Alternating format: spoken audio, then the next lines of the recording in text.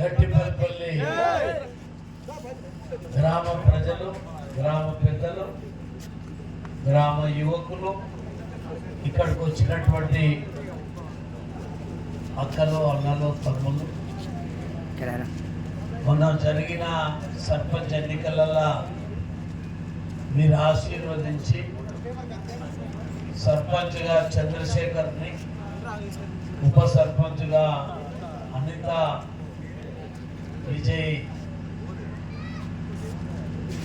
అదేవిధంగా రాజశేఖర్, వెంకటమ్మ, మల్లేషు, అమృత, అనిత, వీళ్ళందరినీ కూడా వార్డు మెంబర్లుగా గెలిచి ఉప సర్పంచ్ సభ్యులు గెలిపించినటువంటి మీకు, బూత్ అధ్యక్షులు పవన్, అదేవిధంగా రాజశేఖర్, యాదగిరి బూత్ అధ్యక్షులు, మండల నాయకులు, జిల్లా నాయకులు, మీ అందరికీ కూడా పేరు పేరును నమస్కరిస్తూ, మొన్న జరిగిన ఎన్నికలో బీజేపీ అభ్యర్థిని బలపరిచి ఓటేసి గెలిపించినందుకు హృదయపూర్వక మీకు గట్టిపల్లి ప్రజలకు పేరు పేరున పాదాభివందనం చేస్తున్నాం. ఎన్నికలలో గెలుపులు ఓటమిలు సహజం. ఈరోజు మేము ఎన్నో ఏళ్లుగా ఇక్కడ బీజేపీని పెట్టి సుమారుగా 30 ఏళ్ల పైచిల్కు అవుతున్నారు. కానీ 30 ఏళ్లకు ఈ ఎర్రని తోటల కాషాయ జెండా, కమలం పువ్వు జెండా 30 ఏళ్లకు పంట ఈ పంట లేటుగా వచ్చినా లేటెస్ట్గా వచ్చింది. మనం ప్రజల ఆకాంక్షలని, గట్టిపల్లి ప్రజల కోరికలను మనం అర్థం చేసుకోవాలి. గట్టిపల్లిలో ప్రధానమైన సమస్యలని మనం గుర్తించాలి. ఏ సమస్య ప్రధానమైనటువంటిది దాన్ని గుర్తించి సాల్వ్ చేయాల్సిన బాధ్యత ఇలా మన పైన ఉంది. చాలా మంది సర్పంచులు అయ్యారు. ఇంతకుముందు మొన్న ఒక ఆయన ఉన్నాడు, అంతకుముందు ఒక ఆయన ఉన్నాడు, అంతకుముందు ఒక ఆయన ఉన్నాడు. 5 ఏళ్ళకు ఒకసారి వస్తూనే ఉంటారు. అవకాశం ఒక్కసారి వస్తుంది. మొన్న అయినా ఆయన ఇప్పుడు లేడు, అంతకుముందు ఆయన మొన్న లేడు, అంతకుముందు ఆయన మలగాలే, రామరెడ్డి ఉండే మలగాలే, అంజయ్ ఉండే మలగాలే, ఇల్లే ఉండే మలగాలే, ఐసే ఉండే మలగాలే. నిలబొన్న ఆయన అయితే ఇక కాలే ఎగిరేడు కానీ కాలే. గెలుపు ఒకసారి వచ్చినప్పుడు దాన్ని సద్వినియోగం చేసుకోవాల్సిన అవసరం ఉంటుంది.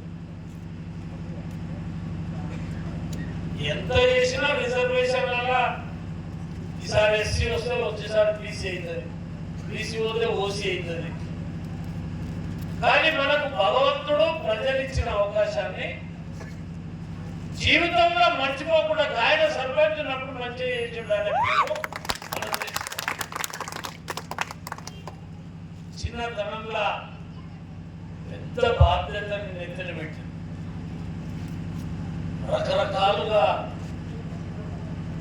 ప్రచారాలలో చెప్పి ఇవాళ మనం ఈ గురుతరమైన పెద్ద బాధ్యత దీన్ని గౌరవంగా ఇప్పుడు గెలిచినాం.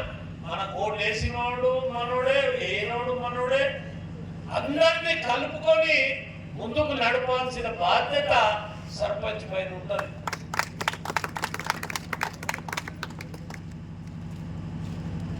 సర్పంచ్ గా ఏం చేస్తే మన ఊరు బాగుపడుతుంది, ఎవరికి ఏ దరఖాస్తు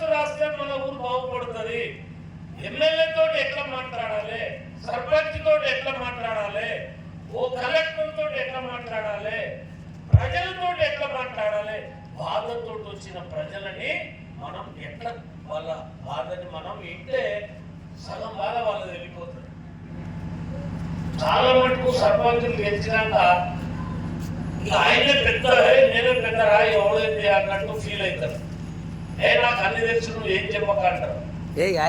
వాళ్ళ కడుపులో ఉన్న బాధని చెప్పే సమయం ఇవ్వాలి. వాళ్ళ కడుపులో ఉన్నటువంటి విషయాలన్నీ చెప్తే మనం ఓపికగా వినాలి. అప్పుడు వాళ్ళది ఏం పని చేయగలుగుతాం అనేది చూడాలి. పింఛన్ రానుల పింఛన్ గురించి ఒక లిస్ట్ రాసుకోవాలి. ఇల్లు లేని వాళ్ళకు, స్థలాలు లేని వాళ్ళకు, రేషన్ కార్డు లేని వాళ్ళకు, సిలిండర్ లేని వాళ్ళకు, బ్యాంకు లోన్ కావాల్సిన వాళ్ళకు, ఇట్లా ప్రతి విషయం మీద సర్పంచ్ ఆలోచన చేయాలి. ఒక సీసీ రోడ్ వేసినా నా పని అయిపోయింది, ఒక కాలువ కట్టించినా నా పని అయిపోయిందంటే నీ పని అయిపోతుంది. ప్రతి మనిషిని వాళ్ళ బాధని అర్థం చేసుకొని మనం ముందుకు పోవాలి. సర్పంచ్ తోటి అన్ని పనులు అవుతాయంటే కావు. ఎవరితోటి పని అవుతుందో దాన్ని ఆలోచన చేసి చేపించేటువంటి విధంగా మనం పనిచేయాలి. అందరు సర్పంచులకు, బీజేపీ సర్పంచులకు ఒక వ్యత్యాసం. వాళ్ళ నేను కూడా సర్పంచ్గా పదవి చేసిన. నేను చేసిన తర్వాత ఇప్పటి వరకు ఎప్పుడు కూడా మన అభ్యర్థులు మన పార్టీ అనుకూలంగా గెలుస్తుంది.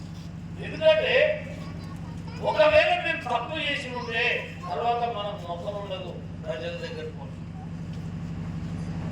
ఇవాళ పార్టీ భవిష్యత్తు, కార్యకర్తల భవిష్యత్తు, ప్రజల భవిష్యత్తు మన మీద ఆధారపడి ఉన్నదని గుర్తుంచుకోవాలి. గెలిచిన నెంబర్లు కూడా మీకు ఏ ఆలోచన తెలిసినా దాన్ని నలుగురు కూర్చొని ఆలోచన చేసి ఈ ఊరు బాగోగుల గురించి ఆలోచించాలి. చిన్న చిన్న పల్లెలలో, తండలల్లా, ఊర్లల్లా బ్రహ్మాండంగా గుడులు, బడులు అన్ని మంచి కట్టుకో. ఇలా గడ్డిపల్లి ఇంత పెద్ద ఊరు, మన ఆంజనేయ స్వామిది ఈ గుడి కానీ, అక్కడ బండలగడ్డ ఆంజనేయ స్వామి కానీ, ఇలా మనం దాన్ని ఇలా చదువుకునే పిల్లలకు ఒక లైబ్రరీ, ఆడుకునే పిల్లలకు ఒక ఆట స్థలం, నలుగురు పెద్ద మనుషులు కూర్చునే దగ్గర, ముసలు కూర్చునే దగ్గర వాళ్ళకు కూర్చునేటందుకు కుర్చీలు, అక్కడ నీళ్లు, మంచి చెట్టు కింద ఏర్పాటు చేస్తే రెండు గేర్లలో వేస్తే పెద్ద మనుషులు కూర్చుంటారు. ఆ పెద్ద మనుషుల దగ్గర మనం కూర్చుంటే కొన్ని విషయాలు మనకు చెప్తారు. గతంలో ఏమైంది, ఎప్పుడేమైంది, ఇదేమైంది, ఇవన్నీ కూడా సర్పంచులు ప్రతి చిన్న విషయాన్ని కూడా భూతత్వంలో పెట్టి ఆలోచన చేసి ప్రజలకు మేలు చేయాలి. ఏ మాట అయితే మనం ఇచ్చినామో అవన్నీ కూడా మన కళ్ళ ముందు ఎప్పుడు కనపడుతున్నారు. గెలిచినాడు కళ్ళు మబ్బులెక్కి మనం ఇచ్చిన మాట ఇచ్చిన మర్చిపోయేటట్టు ఉండదు. మరి అలా మీరందరూ కూడా చిన్న వయసులో మన మీద, ఎందుకంటే ఎమ్మెల్యే ఎలక్షన్లో నేను చెప్పిన మొన్న ఇంటికి వచ్చి నాకు ఎన్ని ఓట్లు వేసిరో దాన్ని వేయరన్న, ఇంకో 3 ఓట్లు ఎక్కువనే వేసి